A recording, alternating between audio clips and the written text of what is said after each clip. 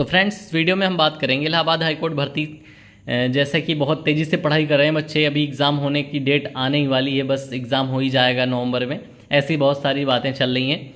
इस बीच में मैं आपको बता दूं, कुछ बच्चों को डाउट है कि इसकी लिखित परीक्षा कहाँ होती है, इलाहाबाद हाईकोर्ट जाना पड़ेगा क्या इसके एग्ज़ाम को देने के लिए, या कहाँ की जाएगी लिखित परीक्षा, और इसका जब डॉक्यूमेंट वेरिफिकेशन होगा तब क्या हाईकोर्ट जाना पड़ेगा, हमारा डॉक्यूमेंट वेरिफिकेशन कौन लेता है। इसके बाद ज्वाइनिंग किस ज़िले में मिलती है, अपने ज़िले में ही नौकरी मिलती है सबको या कहीं और नौकरी मिलती है, किसी और ज़िले में ज्वाइनिंग देंगे, और किस पद के लिए, किस पोस्ट के लिए कितने क्वेश्चन हम कर लें तो हमारा सफिशेंट है, हमारा सिलेक्शन होने की उम्मीद है। तो जैसा कि फॉर्म कितने भरे गए हैं इसके बारे में पता चल गया है कि किस पोस्ट के लिए कितने फॉर्म भरे गए हैं, तो हम बाकी चीज़ें पर अंदाज़ा लगा सकते हैं।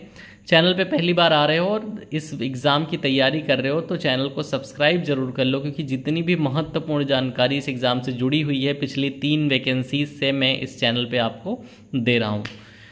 कोई भी और डाउट है, बहुत सारे वीडियोस पड़े हैं, सैकड़ों वीडियोस इस भर्ती से जुड़े हुए आप उन्हें देख सकते हैं। कोई नई चीज़ पूछनी है तो एक समाधान वीडियो नाम से वीडियो लेटेस्ट पड़ा हुआ है, उस पर आप किसी भी समस्या का समाधान ले सकते हैं। कमेंट करके आप अपनी समस्या बताएं इस भर्ती से जुड़ी हुई, उसका समाधान आपको बताया जाएगा।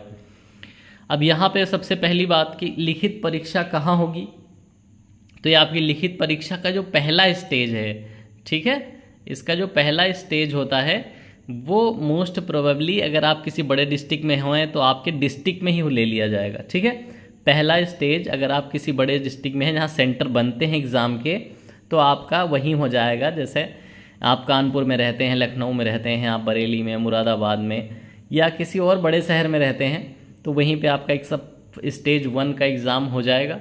स्टेज 2 के लिए आपको इलाहाबाद बुलाया जाएगा। ठीक है, स्टेज 2 के लिए आप इलाहाबाद जाएंगे, वहाँ जिसकी टाइपिंग होनी है या ग्रुप डी की जो मुख्य परीक्षा होनी है या किसी की शॉर्ट हैंड होनी है, इसके लिए संभावना रहती है इलाहाबाद बुलाए जाने की। चाहे तो वो लखनऊ भी बुला सकते हैं, हाईकोर्ट बेंच वहाँ भी है, जहाँ पे उनका सेटअप होगा एग्ज़ाम का वहाँ बुलाएंगे। लेकिन पहला जो फर्स्ट पेपर होगा वो फर्स्ट पेपर आपके डिस्ट्रिक्ट में हो जाएगा। अब इसके बाद डॉक्यूमेंट वेरिफिकेशन आपका कहाँ होता है, ठीक है, इससे संबंधित वीडियो मेरे चैनल पे ऑलरेडी 3-4 साल से अब तक कई वीडियो अपलोड हो चुकी हैं। 3-4 साल से इसकी वीडियो मैं अपलोड कर रहा हूँ हर भर्ती पे, डॉक्यूमेंट वेरिफिकेशन में क्या क्या लेके जाना है। और अब ये डॉक्यूमेंट वेरिफिकेशन वहाँ होगा जहाँ आपकी ज्वाइनिंग होगी। ठीक है, जिस ज़िले में ये जो आपको नौकरी मिलेगी, तो इस नौकरी के लिए जिस ज़िले में आपकी ज्वाइनिंग होगी, यूपी के 75 ज़िलों में से कोई सा भी ज़िला आपको दे देंगे। यूपी के 75 ज़िलों में से हाईकोर्ट आपको कोई सा भी ज़िला दे देगा, तो इन 75 ज़िलों में से आपकी ज्वाइनिंग जहां होगी वहां के डिस्ट्रिक्ट कोर्ट में जिन लोगों को आपका वेरिफिकेशन करने के लिए जिला जज नियुक्त करेंगे, वो लोग आपका वेरिफिकेशन करेंगे। वो वहीं के तृतीय श्रेणी कर्मचारी हो सकते हैं या कोई और कर्मचारी या मजिस्ट्रेट लेवल का भी कोई व्यक्ति आपको वहाँ मिल सकता है जो आपके डॉक्यूमेंट वेरिफिकेशन के समय वहाँ पर रहेंगे। तो आपका डिस्ट्रिक्ट वाइज डॉक्यूमेंट वेरिफिकेशन होगा जहाँ आपकी ज्वाइनिंग होगी वहाँ।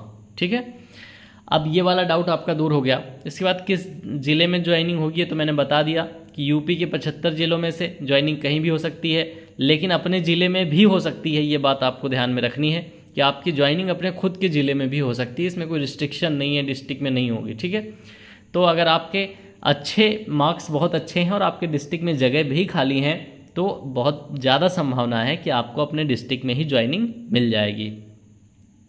इसके बाद किस पद के लिए कितना स्कोर करना सेफ रहेगा, ये एक बड़ा पॉइंट है। ठीक है, तो आप लोग वीडियो ध्यान से पूरा वीडियो देख के जाइएगा, इसमें हर एक बात आपके काम की है। और जो बात मैं नहीं बता रहा हूँ और आपको कोई ज़रूरत है तो इस वीडियो पे भी आप कमेंट कर देना आपको क्या जानकारी चाहिए। तो अब सेफ स्कोर की बात करें तो सबसे पहले बात करेंगे स्टेनो की। ठीक है, तो स्टेनो पे आपको जो एग्ज़ाम में सेफ स्कोर है इस समय, वो सेफ स्कोर है 80 प्रश्न। आपका सेफ स्कोर है 100 प्रश्नों में से 80 प्रश्न, जो कि अगर तैयारी अच्छी करते हो तो हो जाएंगे, क्योंकि माइनस मार्किंग नहीं है। 100 प्रश्नों में से 80 प्रश्न किए जा सकते हैं। ठीक है, ये सेफ स्कोर बता रहा हूँ। आपका कैटेगरी वाइज अलग अलग कट ऑफ आएगी, लेकिन आप एक सामान्य कट ऑफ अगर मान के चलते हैं कि जिसके 80 प्रश्न हो गए, उसका सिलेक्शन, उसका प्री क्वालिफाई हो ही जाना है, पहला स्टेज क्वालिफाई हो ही जाना है, उसमें कोई दिक्कत नहीं है। हालांकि स्टेज क्वालिफाई 60 मार्क्स पे भी किसी कैटेगरी में हो जाएगा, किसी कैटेगरी में 70 मार्क्स पे भी हो जाएगा, लेकिन 80 तक जाके आप बिल्कुल सेफ हो जाएंगे। ठीक है, अगर आप 70 तक भी जाते हैं किसी भी कैटेगरी में है तो स्टेनो के मान लीजिए आप सेफ मान के चलते हैं, लेकिन मैंने 80 इसलिए कहा, हो सकता पेपर ईजी आ जाए। ठीक है, लेकिन अगर 70 भी आप तैयारी करके चल रहे हैं तो आप 70 पर भी सेफ हैं।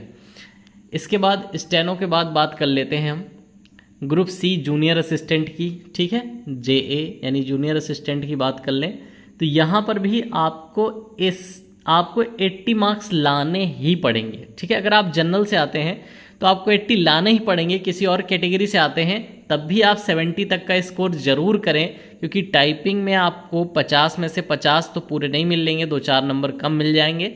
तो आपको फाइनल कट ऑफ में आने के लिए इतना स्कोर रिटन में करके चलना पड़ेगा। ठीक है, किसी भी कैटेगरी के हों 70 नंबर स्कोर जरूर करें। कट ऑफ में आ जाना बड़ी बात नहीं है, फाइनल सेलेक्ट होना बड़ी बात है।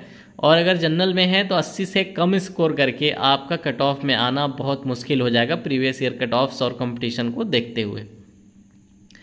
अब बात करते हैं ग्रुप डी की। बहुत से बच्चे ग्रुप डी वाले भी हैं। ठीक है, ग्रुप डी की बात करें तो आपका पेपर अगर ज़्यादा इजी आता है तो आपकी कट ऑफ की कोई लिमिट नहीं है, क्योंकि जब ये भर्ती होना शुरू हुई थी उस समय 97% तक कट ऑफ गई थी। 97% पे जाके ग्रुप डी वाले बच्चों का सिलेक्शन हुआ था, मतलब 100 में से 97 नंबर।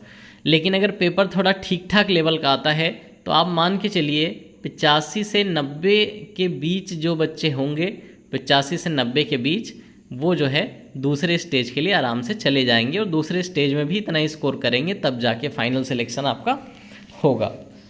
अब इसके बाद ड्राइवर वाले बहुत से लोग डाउट में हैं। तो ड्राइवर में ऐसा हुआ है कि वैकेंसी बहुत कम है और फॉर्म बहुत ज़्यादा पड़ गए हैं। ड्राइवर की बात करें अगर, वैकेंसी कम है और फॉर्म ज़्यादा पड़ गए हैं, इस वजह से अब ड्राइवर की कट ऑफ उठ जाएगी। और उठ के कहाँ जा रही है, ये उठ के जाएगी आपकी 85 के आसपास। ठीक है, 100 में से 85 के आसपास आपकी फाइनल कट ऑफ लगनी है। अगर मैं मान लेता हूँ आपको स्टेज 2 के लिए भी बुला लेंगे कम कट ऑफ वालों को, तो 80 वालों को स्टेज 2 के लिए बुला लेंगे, लेकिन फाइनल सिलेक्शन इतने पे हो पाना बहुत मुश्किल है, क्योंकि बहुत ज़्यादा फॉर्म पड़े हुए हैं। तो आपकी तैयारी, आप इतनी मेहनत कर लो कि आपकी तैयारी 80 के आसपास रहे। 80 प्रश्न आपके 100 में से सही होंगे, तब आप मान के चलिए आप फाइनली सिलेक्ट होने वाले हैं। ठीक है, और मैं कोई डरा नहीं रहा हूँ, हवा में बातें नहीं कर रहा हूँ। पिछली कई वैकेंसीज़ मैंने देखी हैं, कितने पेपर के लेवल बढ़ गए हैं, कितने मार्क्स बढ़ गए हैं, लोग कितना कंपटीशन बढ़ा है। इसी भर्ती से जुड़े हुए वीडियो मैं 2016 से बना रहा हूँ, तो इसका मुझे अनुभव में कोई कमी नहीं है। मैं आपको जो बता रहा हूँ बिल्कुल ऐसा ही एग्ज़ाम में होगा, आप एग्ज़ाम का रिजल्ट आए तब देख लीजिएगा। इसके अलावा अगर आपको कोई डाउट रह गया है या कोई ऐसी बात जो मैं अपने वीडियोस में नहीं बता रहा हूँ, आपको उसकी जानकारी चाहिए, तो आप प्लीज़ उस बात को कमेंट में लिख सकते हैं कि सर मुझे इस बात के लिए जानकारी दी जाए, तो मैं उस बात की जानकारी आपको दे दूंगा। कोई बड़ा मुद्दा है तो उस पर वीडियो बना के उसकी जानकारी दे दूंगा। उम्मीद है जो बातें अभी मैंने बताई इनसे आपका कुछ लाभ हुआ होगा, कुछ फ़ायदा होगा, कुछ डाउट क्लियर होंगे।